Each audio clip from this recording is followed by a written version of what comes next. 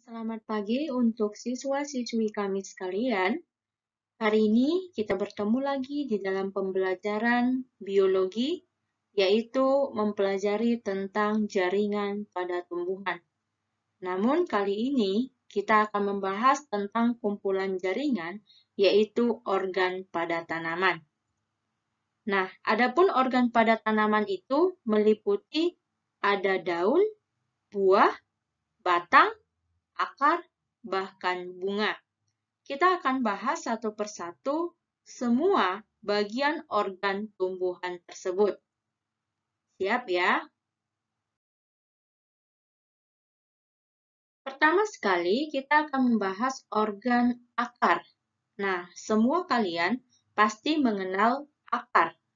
Akar paling sering kita temukan terdapat pada bagian tanah atau terkubur di dalam tanah. Namun, beberapa tanaman memiliki akar yang menggantung, seperti pada tumbuhan beringin. Dan ada juga beberapa akar yang dapat kita lihat, seperti akar pada tanaman bakau. Nah, hari ini kita akan bahas baik akar secara morfologi atau bagian luar dan akar secara anatomi atau bagian dalam. Pertama sekali, kita bahas akar secara morfologi. Nah, di sini kalian bisa lihat bagian-bagian akar secara morfologi. Nah, pada bagian bawah itu terdapat ujung akar, di mana di ujung akar ini akan terdapat yang namanya tudung akar, ya. Tudung akar berfungsi melindungi ujung akar ketika menembus bagian tanah atau media-media lain. Selanjutnya ada bagian akar-akar halus yang dikenal sebagai rambut akar. Fungsi dari rambut akar untuk memperluas daerah penyerapan air dan unsur-unsur mineral untuk tumbuhan tersebut. Nah, selanjutnya ada yang dikenal dengan cabang akar. Cabang akar itu tumbuh dari batang akar atau akar primer. Sama fungsinya seperti rambut akar, namun strukturnya jauh lebih keras dan lebih kuat. Nah, selanjutnya ada akar primer atau batang akar. Nah, batang akar ini adalah pusat dari pertumbuhan rambut akar, ujung akar, atau bagian akar-akar lainnya. Nah, selanjutnya, pada bagian akar yang di ujung terdapat perbatasan antara bagian batang dan bagian akar. Nah, inilah bagian morfologi daripada akar. Selanjutnya, kita akan bahas secara anatomi daripada akar. Nah, silakan perhatikan, untuk akar itu dibedakan secara anatomi, baik akar dikotil atau akar pada tumbuhan berkeping dua, dan akar monokotil atau akar pada tumbuhan berkeping satu. Nah, kita bisa lihat secara anatomi dari stele atau silinder pusat. Nah, namun kita akan lihat atau perhatikan bagian-bagian akar mulai dari luar sampai ke bagian dalam. Baik monokotil dan dikotil memiliki bagian yang sama, di mana bagian luar itu terdapat epidermis atau bagian terluar, fungsinya untuk melindungi bagian dalam akar. Epidermis pada akar itu mengalami morfodiferensiasi atau perubahan bentuk menjadi rambut-rambut akar. Seperti yang sudah dikatakan atau dijelaskan di awal, rambut-rambut akar ini berfungsi untuk memperluas area penyerapan air dan garam mineral. Dan rambut akar ini merupakan diferensiasi dari epidermis akar. Nah, selanjutnya masuk ke bagian dalam. Setelah epidermis terdapat korteks.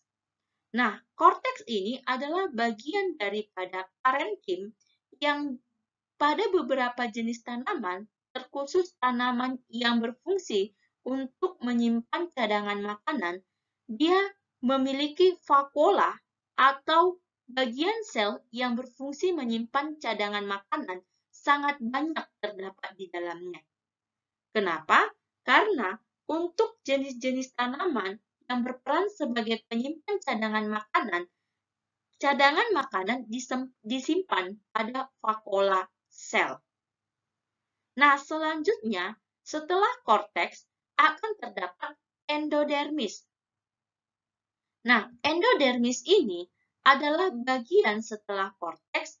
Nah, di sini juga terdapat penebalan dinding sel atau disebut penebalan suberin. Nah, setiap penebalan suberin ini itu dikatakan dengan pita Kaspari. Apa peran pita Kaspari? Peran pita Kaspari di sini adalah untuk membatasi jumlah air yang masuk ke dalam stele atau silinder pusat. Nah, jadi karena dia mengalami penebalan suberin dan dia membentuk pita dikenal dengan pita Kaspari, di mana pita ini tidak bisa dilewati oleh air, sehingga air yang masuk itu jumlahnya terbatas. Nah, di mana kita bisa temui endodermis itu? Di bagian endodermis kita bisa jumpai pita Kaspari. Nah, selanjutnya, setelah endodermis, di bagian hampir ke bagian stele ada perisikel. Nah, perisikel ini adalah bagian yang berperan dalam pembentukan cabang-cabang akar. Ya, mana cabang akar? Yang ini. Cabang akar ini terbentuk karena aktivitas dari perisikel. Nah, selanjutnya kita akan masuk ke bagian stele atau dikenal dengan silinder pusat. Kamu bisa lihat perbandingan dari stele dikotil dan stele monokotil. Stele monokotil itu memiliki bentuk yang melingkar, di mana xilem dan floem itu saling bergantian. Sedangkan untuk dikotil, di mana stele itu memiliki bentuk xilem berada tepat di tengah-tengah, sedangkan floem mengelilinginya. Nah, ini kamu bisa menentukan bentuk atau tipe daripada stelenya atau silinder pusat berdasarkan apa yang telah kita pelajari sebelumnya. Nah, ini adalah penjelasan tentang akar, baik secara morfologi atau anatominya. Teacher harap kamu bisa memahaminya. Oke, selanjutnya. Nah, selanjutnya kita akan mempelajari fungsi akar. Sebenarnya apa fungsi akar? Mungkin beberapa di antara kalian sudah memahami fungsi akar, yaitu untuk penyerapan air dan unsur hara dari tanah menuju ke daun. Apakah hanya itu? Tidak. Mari kita bahas lebih lanjut. Nah, yang pertama, akar berfungsi untuk penyokong dan memperkuat berdirinya tanaman. Ya, jadi tanpa akar tanaman itu tidak akan berdiri kokoh. Jadi bisa kita lihat akar monokotil jauh lebih lemah dibanding akar dikotil. Berdasarkan struktur dan bentuknya juga bisa kita perhatikan. Nah, yang kedua, akar di sini berperan untuk menyerap air dan zat-zat hara dari dalam tanah dan akan diantar menuju si daun, ya. Jadi di akar terdapat pembuluh yang namanya xilem yang akan berperan di dalam penyerapan tersebut. Selanjutnya, akar juga berfungsi sebagai tempat untuk menyimpan cadangan makanan, seperti pada wortel dan ubi. Pada akar berfungsi untuk mengangkut air dan membawa zat-zat tersebut ke bagian tubuh tumbuhan seperti pada tumbuhan bakau. Akar berfungsi sebagai alat respirasi. Nah, selanjutnya kita akan membahas bagian kedua dari organ tanaman, yaitu bagian batang. Sama halnya seperti akar, batang juga memiliki anatomi yang berbeda antara dikotil dan monokotil. Nah, walaupun ada beberapa persamaan di antara mereka. Nah, untuk morfologi kita tidak banyak menyinggung karena untuk morfologi batang itu sederhana, hanya memiliki lapisan terluar saja dengan bentuk-bentuk yang beraneka ragam. Nah, di sini kita akan memperhatikan anatomi dikotil dan monokotil. Nah, di mana akar batang, ya, batang maksudnya batang pada dikotil memiliki kambium, sedangkan monokotil tidak memiliki kambium.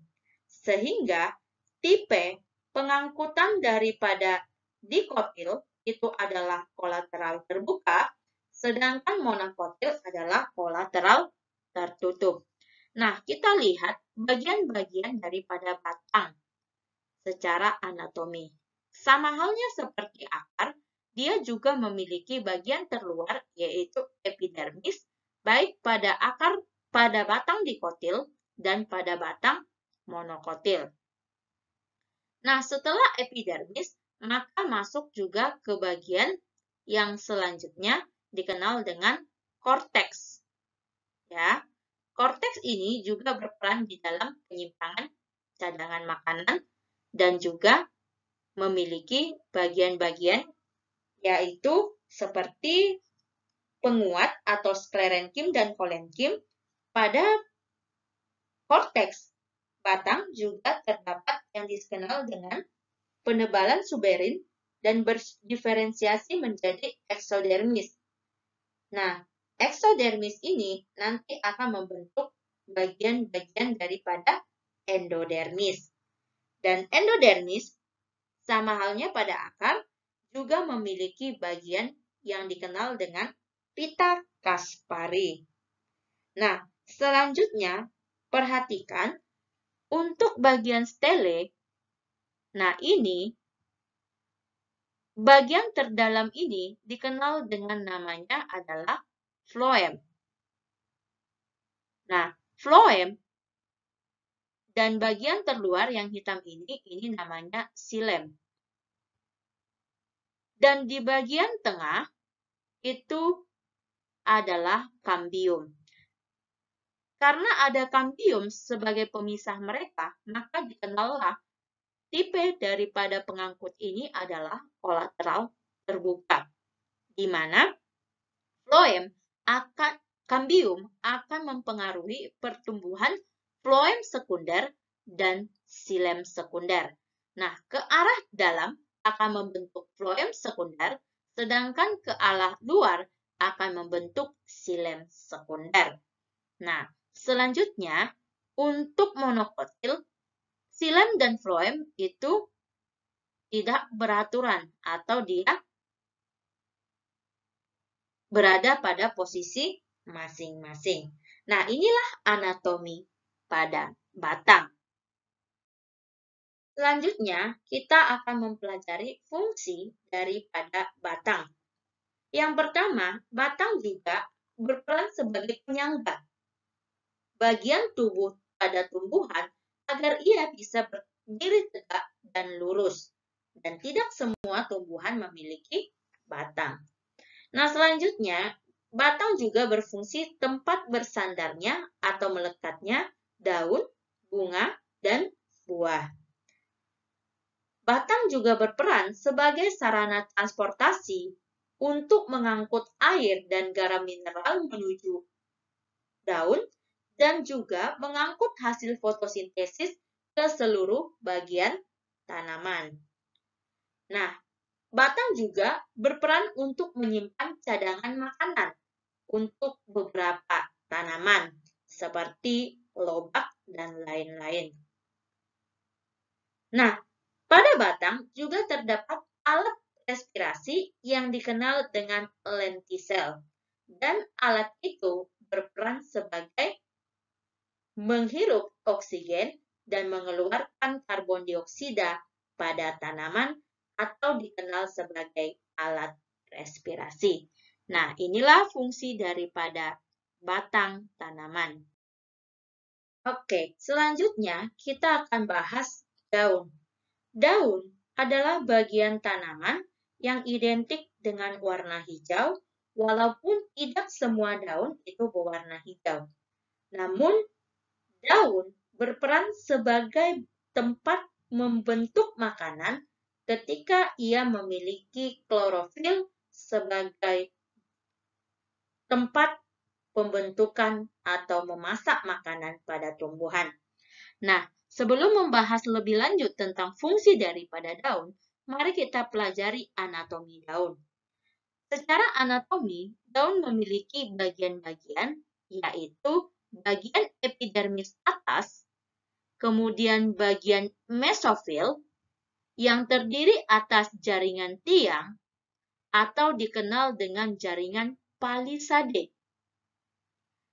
Dan ada jaringan bunga karang, bentuknya seperti bunga karang, ya, ini dia, atau dikenal dengan jaringan spons.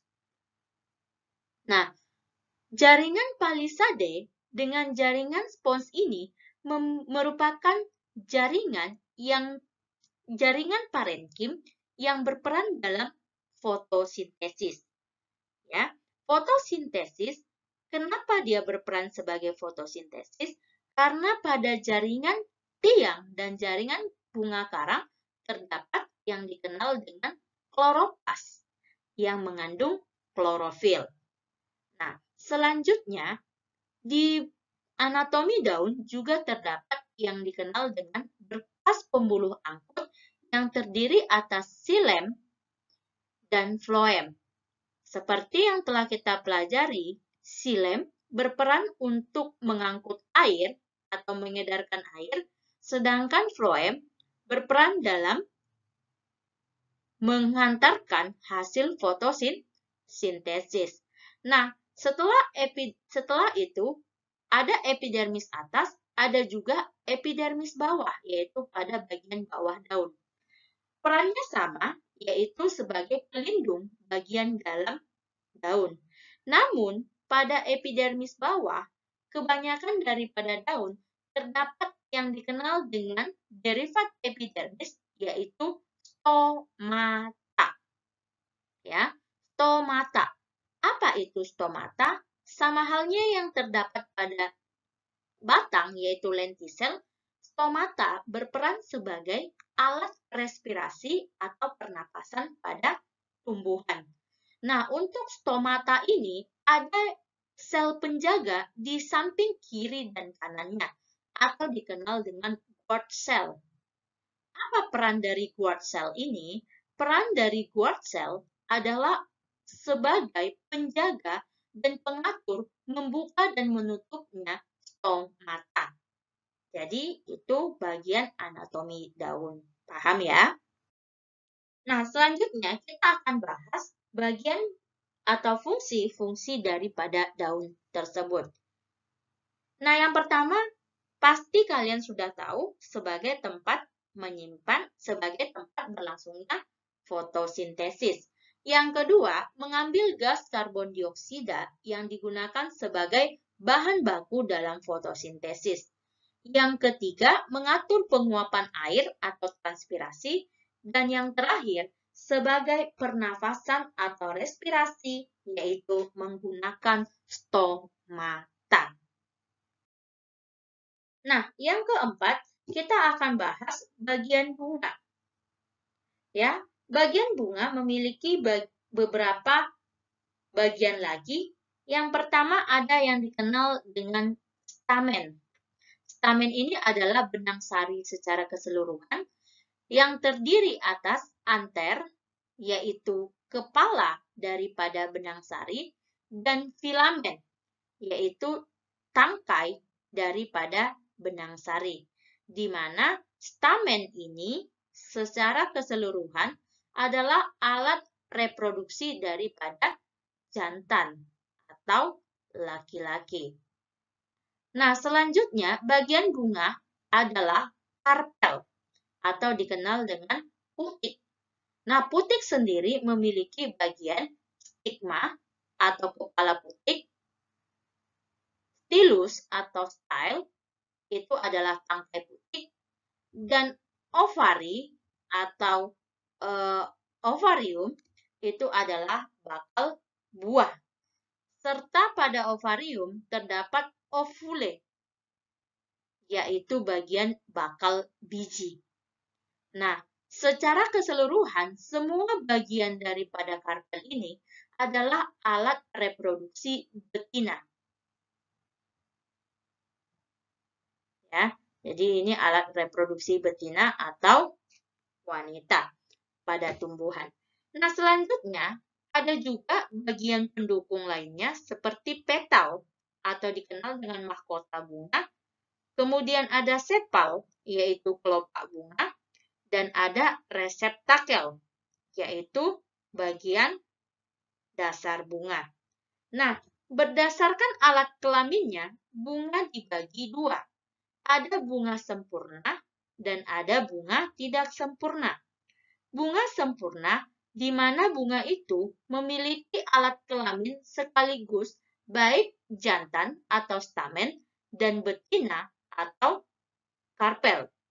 Sedangkan tidak sempurna, bunga yang hanya memiliki satu bagian saja. Bisa itu karpel, bisa hanya stamen. Nah, selanjutnya, bunga juga dibagi berdasarkan kelengkapannya, yaitu ada dikenal dengan bunga lengkap dan ada tidak lengkap. Lengkap ketika semua bagian ini dimiliki oleh bunga tersebut. Sedangkan tidak lengkap apabila salah satu dari bagian bunga ini, apakah itu petal, sepal, atau stamen, tidak dimiliki oleh bunga tersebut. Jadi bisa kita simpulkan, bunga tidak sempurna sudah pasti bunga tidak lengkap. Nah, itu dia. Selanjutnya, kita akan mempelajari fungsi daripada bunga. Nah, bunga berperan dalam alat reproduksi generatif atau secara seksual pada tanaman. Yang kedua, bunga juga berfungsi membentuk biji untuk tanaman agar bisa kembali tumbuh menjadi tanaman baru. Dan bunga juga dipakai sebagai organ yang berperan dalam hiasan. Nah, atau menarik serangga untuk menyentuhnya. Nah, itulah bagian daripada bunga. Oke, yang terakhir dari organ tanaman yang akan kita pelajari adalah buah. Buah terbentuk daripada perkembangan, yaitu bunga. Dan terbentuk juga nanti biji ya. Nah, buah berdasarkan sifat dinding buahnya atau perikarpiumnya dibagi tiga, ada yang dikenal dengan buah kering pecah, di mana sifatnya ketika dia sudah tua dan kering, akhirnya pecah. Contohnya adalah kedelai. Kemudian beberapa jenis biji saga, dan lain sebagainya. Yang kedua, ada buah kering tidak pecah. Walaupun dia tidak memiliki kandungan air, namun sampai tua pun dia tidak akan pecah secara sendirinya. Dan yang terakhir, berdasarkan dinding buah atau perikardiumnya, buah dibagi yang terakhir adalah buah berdaging, yaitu contohnya buah apel. Nah, berdasarkan buah berdaging atau perikarpiumnya, maka dibagilah buah berdaging ini menjadi 3 lapisan. Yang pertama adalah lapisan terluar, dikenal dengan epikarp. Lapisan yang di tengah dikenal dengan mesokarp, dan lapisan yang paling dalam itu adalah endokarp. Nah, ini adalah bagian-bagian daripada buah. Sampai di sini, teacher harap kalian pahami. Yang terakhir kita bahas tentang totipotensi. Apakah yang dimaksud dengan totipotensi? Totipotensi sendiri adalah kemampuan setiap sel tumbuhan untuk membentuk individu baru yang sempurna. Jadi, selama ini kalian hanya mengetahui bahwa bagian-bagian tumbuhan, baik itu secara vegetatif dan generatif, hanya bagian tertentu yang bisa membentuk tanaman baru. Misalnya, hanya bagian daripada stek batang, stek daun, kemudian bagian biji, dan lain sebagainya. Namun, di pembelajaran ini, kita akan mempelajari bahwa tidak hanya bagian itu yang bisa menjadi individu baru. Semua sel daripada tanaman memiliki sifat totipotensi. Jadi, ketika kita ambil akar, bagian sel akar itu memiliki sifat totipotensi. Begitu juga dengan bagian-bagian lainnya. Setiap sel tanaman memiliki sifat totipotensi atau kemampuan setiap sel tumbuhan untuk tumbuh membentuk individu baru. Nah, jadi dengan adanya sifat totipotensi dari tanaman, maka dikembangkanlah bioteknologi yang dikenal dengan kultur jaringan. Nah, kultur jaringan ini berfungsi untuk menghasilkan tanaman dalam jumlah yang banyak dengan sifat yang banyak, yaitu dengan menggunakan sel-sel atau jaringan-jaringan dari tanaman yang dikembangkan menjadi tanaman baru secara in vitro atau secara kultur sel. Nah, jadi ini contoh daripada kultur tanaman, ya. Nah, ini bioteknologi. Jadi hanya dari sel dibiakkan bisa menjadi tanaman baru. Nah, ada tahap-tahapnya. Namun, yang penting pada pembelajaran ini, kalian tahu bahwa setiap sel dari tanaman memiliki sifat totipotensi. Bisa ya? Demikian untuk pembelajaran kita dari jaringan tanaman dan organ-organ tanaman. Cica harap kalian memahami setiap materi ini dan kalian bisa mengetahui dan mendapatkan segala sesuatu yang bermanfaat dari pembelajaran kita ini. Tetap jaga kesehatan, stay healthy, and God bless us.